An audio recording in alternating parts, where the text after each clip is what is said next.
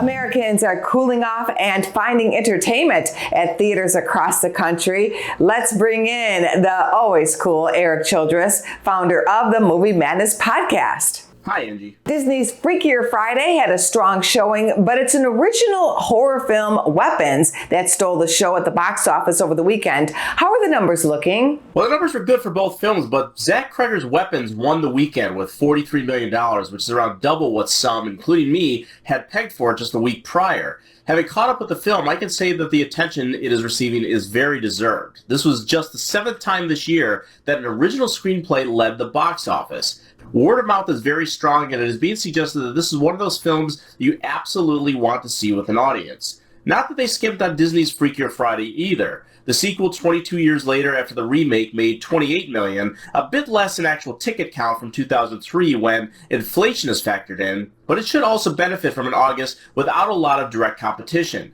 Both of these are going to come out as successes, and it would not be surprising if we were talking about these films in the top 2 slots again this weekend. The sequel to the Bob Odenkirk action film Nobody opens this weekend. You screened that film for us. Let's get your review. It's always amusing to hear Bob Odenkirk action film, but the fantastic comedian and Better Call Saul actor delivered what I thought was a fine one that came out about a year into the pandemic and ended up grossing a decent $27.5 million for that time. It was a familiar tale that we get a lot of these days about a family man with a particular set of skills in his past. After fighting off the Russian mob in the original, he is now taking his family on vacation in the sequel and runs afoul of some shady cops working for a criminal enterprise run by Sharon Stone. Now, I was ready for some fun in the same vein with the potential of the ante being upped, seeing that this one was from the director of the brutally and inventively violent The Night Comes For Us, which you can see on Netflix. Unfortunately, the action scenes feel like just more of the same and are staged in situations that may have us believing that Odenkirk can grapple with the best of them, but believing in nothing else, which seriously reduces the level of fun, especially with Sharon Stone giving one of the worst turns of the year as the villain. What was a nice fun distraction during the pandemic has turned into something stupid and forgettable, and I suspect Weapons and Freakier Friday have little to worry about and hang out in the top 2 spots this weekend. Spike Lee has a new film he's directing with Denzel Washington starring in Highest to Lowest. Here's a movie clip. Somebody's got Trey. What do you mean Somebody's kidnapped our son. $17.5 million in an all-black Jordan backpack. Try me if you think I'm playing. I ain't got...